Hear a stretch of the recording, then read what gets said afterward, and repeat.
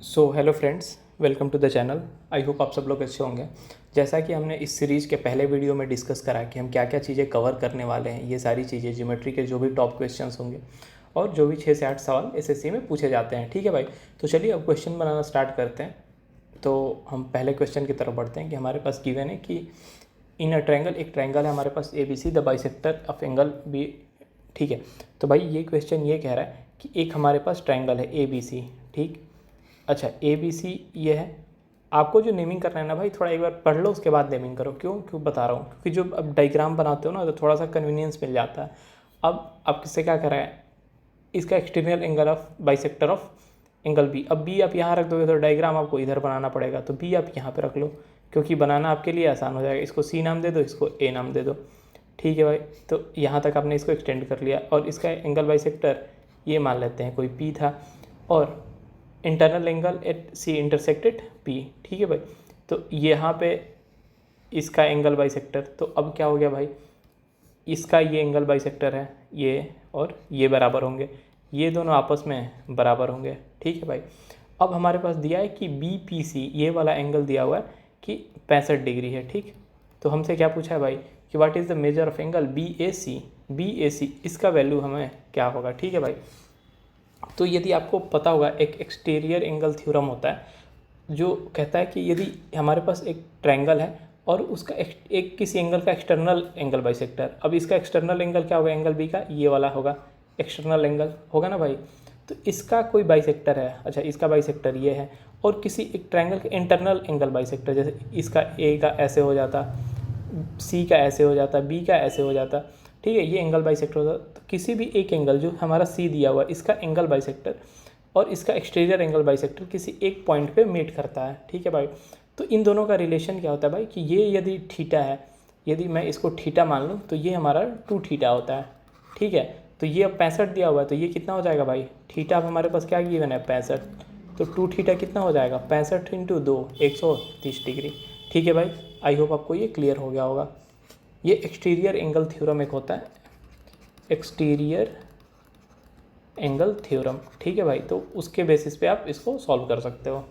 ठीक है, चलिए अगले क्वेश्चन की तरफ बढ़ते हैं कि हमारे पास गिवन है कि एक सेंट्रॉयड है, let G is the centroid of angle ABC। ठीक है भाई, तो एक बारी मैं ड्रॉ कर लेता हूँ डायग्राम। एक ABC हो गया। अच्छा, ये ना जो सेंट्रॉयड होता है ये G, ठीक है भाई, तो इसके कुछ पॉइंट्स होते हैं। पहले मैं पॉइंट डिस्कस कर लेता हूँ कि क्या क्या होते हैं। ठीक है, यदि आपको पता होगा कोई भी एक, यदि ये ग्राफ है, ठीक है भाई, तो ये पॉइंट हम कोई भी x1 y1 से डिनोट करते हैं। ठीक, कोई ये पॉइंट हो गया x2 y2 हो गया। ठीक है भाई, कि ये x से कितना दूरी है, y से कितना दूरी है। ठीक है, इस पॉइंट की। तो अब मान लेते हैं कि ये है x1 y1। ठीक है भाई, ये क्या है x2 y2 और ये x3 y3। ठीक, तो जो पॉइंट G होगा भाई, हमारा G का जो कोऑर्डिनेट होता है वो आप उसको ऐसे दिखाते हो कि x1 plus y1, sorry x1 plus x2 plus x3 divided by 3 और y1 plus y2 plus y3 divided by 3, ये G का कोऑर्डिनेट होता है। ठीक है भाई, तो एक चीज़ आपको ये ध्यान रखनी है। ठीक है, अच्छा जो सेंट्रॉयड होता क्या है भाई कि यदि यहाँ से आप कोई एक मीडियन ड्रॉ करते हो, ठीक है भाई, ये किसी एक पॉइंट पे मीट करता है, उसी को हम ये बोलते हैं। ठीक है भाई, ये मीडियन क्या हो गया, यहाँ पे जी एक मीडियन हो गया। ठीक, अच्छा मीडियन का एक और प्रॉपर्टी होता है भाई, मीडियन का क्या प्रॉपर्टी होता है कि ये जो आपको ये दिख रहा है ये लाइन, ठीक है, इसको ये 2:1 में डिवाइड करता है कि यहाँ से लेके यहाँ तक, मतलब AG, मैं लिखता हूँ AG और इसको पॉइंट D नाम दे दो। ठीक है, AG ओपन GD। ठीक है भाई, कितना होता है ये 2:1 होता है। ठीक है, एक चीज़ें आपको ये याद रखनी है।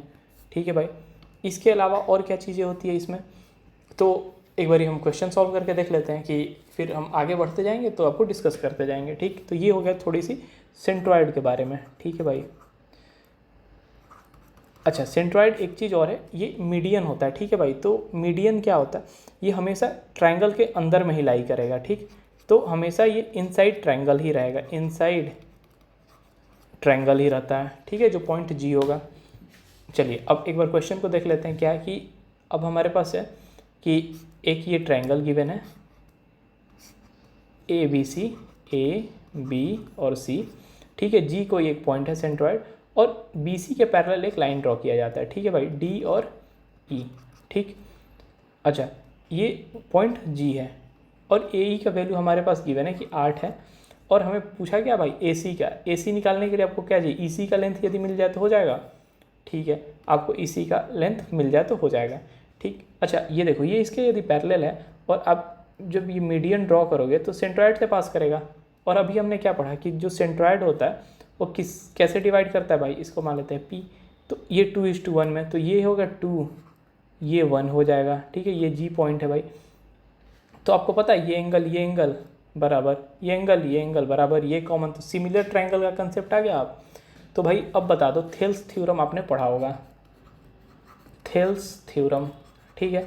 उसमें क्या होता है भाई, उसमें ये होता है कि मैं लिख देता हूँ रिलेशन क्या होता है कि ए जी ओपन में जी पी किसके बराबर होगा भाई, ए ई ओपन में ई सी, ठीक है भाई, ये थेल्स थ्योरम से आता है, ठीक है। अब आपको क्या गिवन है, ए जी आपको कितना गिवन है भाई, ए जी है तो जी पी क्या है 1, ए ई कितना है 8 और ई सी को हम x मान लेते हैं, तो x का वैल्यू क्या आ गया भाई 4 आ गया, ठीक है। अब थेल्स थ्योरम में आपने इसको 4 निकाल लिया तो ए सी क्या होगा भाई, ए सी का जल्दी से आप वैल्यू बता दो, ए सी जो होगा वो क्या होगा ए ई प्लस ई सी, और ए ई क्या आपके पास है भाई, ए ई गिवन है ऑलरेडी क्वेश्चन में 8, ई सी आपने फाइंड कर लिया 4, ए सी का वैल्यू क्या हो जाएगा 12, ठीक है भाई। ऑप्शन कौन सा सही होगा, ऑप्शन नंबर ए। तो आपने इसमें सेंट्रॉइड के कंसेप्ट देख लिए, और भी जो भी हमारे पास ऑर्थो सेंटर होता है, इन सेंटर होता है, ये सारी चीज़ों के हम जैसे जैसे क्वेश्चन आते जाएंगे हम सारे के कंसेप्ट भी समझते जाएंगे साथ में, ठीक है भाई। तो अब इसमें और भी सवाल क्या पूछे जा सकते हैं कि ये कोऑर्डिनेट गिवन होगा आपके पास ए बी सी का, तो आपसे पूछ देगा कि जी का कोऑर्डिनेट बता दो क्या होगा, या फिर डायरेक्ट ये रेशियो पूछ सकता है कि ये 2:1 में होता है, या फिर जो सेंट्रॉइड होता है हमेशा ट्रायंगल के अंदर में लाई करता है, तो ये सारी चीज़ें भी आपसे पूछी जा सकती है, ठीक है भाई। और ये थेल्स थ्योरम का डायरेक्ट सवाल भी आता है कि अच्छा कभी कभी क्या होगा कि ए डी आपको गिवन होगा, बी डी गिवन होगा, फिर आप जो ए डी ई है और ए बी सी है इसमें आप सिमिलर ट्रायंगल का लगा दो, ये सिमिलर ट्रायंगल का रिलेशन लिख लो, फिर आपसे आसानी से क्वेश्चन हो जाएंगे। आई होप आपको ये एंड टू एंड चीज़ें क्लियर हो गई होंगी। चलिए अगले क्वेश्चन की तरफ बढ़ते हैं।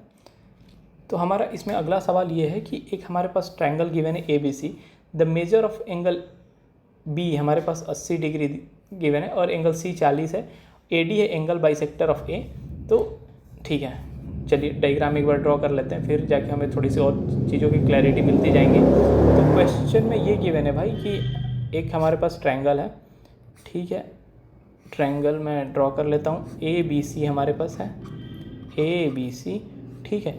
एंगल बी कितना गिवन है भाई 80 डिग्री है, ठीक है।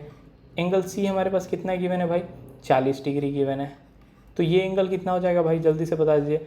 ट्रायंगल का सम 180, 180 माइनस 80 100, 100 माइनस 40 60 हो जाएगा, ठीक है भाई, ये 60 डिग्री आएगा। अब क्या कह रहा है, A D is the angle bisector of angle A. अब एंगल बाइसेक्टर है ये भाई, चलिए ठीक है, ये एंगल बाइसेक्टर हो गया, ठीक। तो एंगल बाइसेक्टर हो गया तो ये 30 और ये भी 30 है, ठीक। A E is the altitude to B C. अब ये एक अल्टीट्यूड यहाँ पे बना दिया गया है। अल्टीट्यूड का मतलब क्या होता है भाई कि ये सामने वाले लाइन पे परपेंडिकुलर, ये 90 डिग्री है आपके पास, ठीक है मेरे भाई। अब देखिए, अब आपसे किस चीज़ का वैल्यू पूछ रहा है, find the measure of angle D A E, D A E, ये वाला एंगल आपको पता करना है, ठीक है मेरे भाई। तो चलिए अब आपको एंगल बाइसेक्टर से पता था ये और ये बराबर है, तो ये एंगल कितना हो गया भाई 60 का आधा 30। अब एंगल ए ई सी में, अब एंगल आप ई सी ए बता दीजिए क्या होगा, एंगल ई ए सी क्या होगा भाई 180 माइनस 90 माइनस 40, ये कितना हो जाएगा भाई 50 डिग्री हो जाएगा, 9 4 13, ये 50 डिग्री हो गया। अच्छा 50 में आपको ये पता है कि ये एंगल टोटल 50 है, 50 में ये एंगल 30 है, तो ये एंगल कितना हो जाएगा भाई 50 माइनस 30। ऑप्शन क्या होगा, ऑप्शन बी, आंसर क्या होगा 20 डिग्री, ठीक है भाई। देख रहे हो ये कितना सिंपल सा सवाल था। तो ऐसे ऐसे क्वेश्चंस आपसे पूछे जाएंगे भाई। अभी एक बार मैं रिवाइज करवा देता हूँ जो भी हमने 3 क्वेश्चन प्रैक्टिस करें। तो जो सेकंड क्वेश्चन था इसमें हमने सेंट्रॉइड के कंसेप्ट देखे। अच्छा, सेंट्रॉइड आपको जानना भाई बहुत ज़्यादा ज़रूरी है। क्यों?